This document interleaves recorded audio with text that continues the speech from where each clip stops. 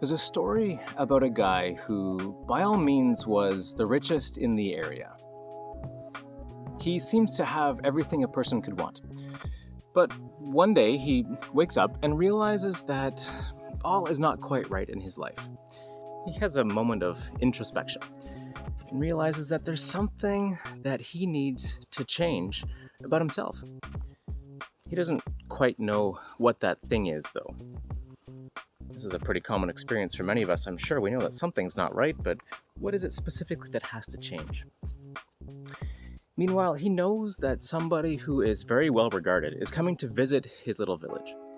Doesn't quite know what all the fuss is about, doesn't know what this guy is all about, but wants to go see him. And so he gets ready and heads out to go see what all the fuss is about. When he gets there, though, he realizes that the crowd is too big for him to see what's going on. He's quite a short man, and seeing over the crowd was impossible for him. So he weighs his options. He could either go home and give up, or he could think of a way to solve this problem. I can't see, there's too many people, but I really need to change something about myself, and this guy might have some of the answer. Aha! Why don't I climb a tree?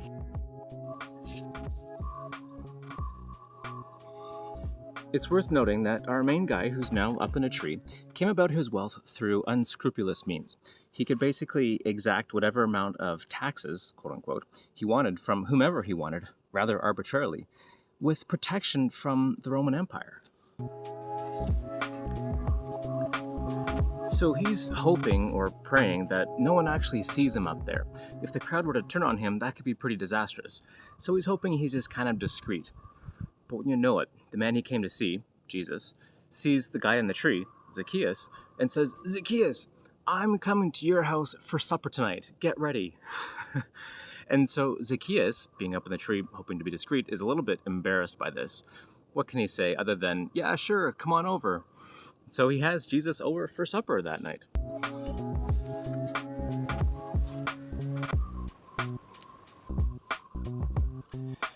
And so we don't know what was said at that dinner party, but we're told that by the end of the meal, Zacchaeus, the unscrupulous thief or tax collector, says, "I will repay double what I have taken."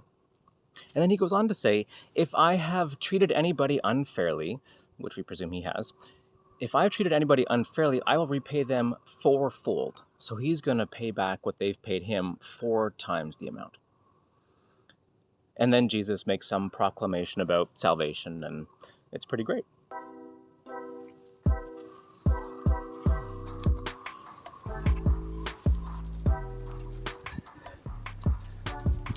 There's a few things that are quite striking about this story. First of all is he had the wherewithal to recognize that something in his life, Zacchaeus' life, wasn't quite right, and so he sought to fix it.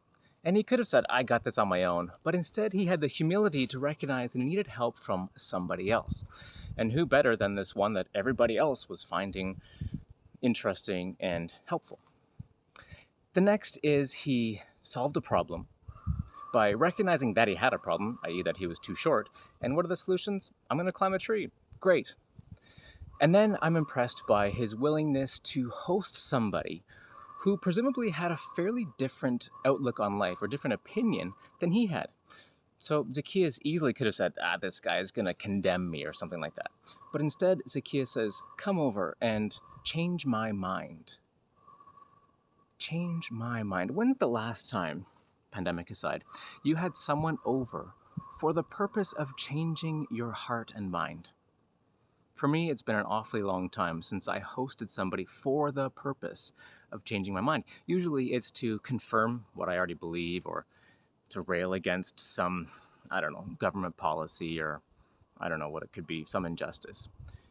But it's pretty rare that I've had somebody over to help me understand what I'm doing wrong.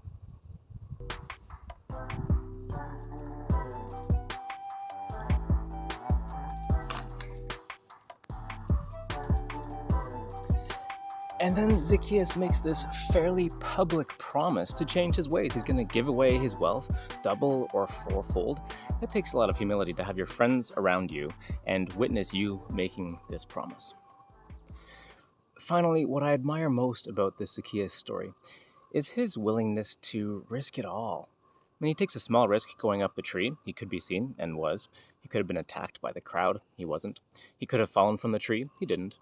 But he still took that first risk. He put himself out there. He puts his actual identity on the line too, especially when he says that he's not going to be unfair anymore.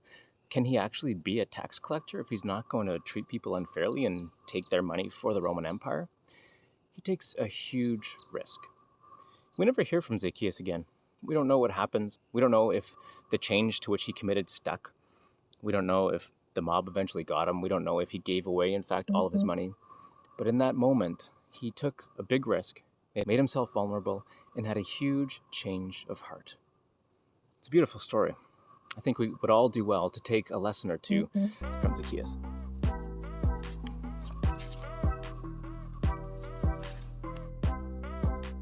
So my invitations are threefold. 1, would you take a look at your life and identify one thing that isn't quite as you want it to be, and then seek to fix it, whatever that looks like. 2, would you host somebody who has a different or even opposite perspective than you have for the purpose of changing your mind? And 3rd, would you climb a tree if you're able? If you're not able, maybe you can imagine it. Close your eyes, have a meditation, or simply go out and touch a tree. Imagine yourself going up there, or find a way to do it with ropes and pulleys. Not sure what that looks like. But we all need to connect to our surroundings, to creation of which we are a part. We all need to gain that new perspective on the world and on life. So, would you do it? See you up there.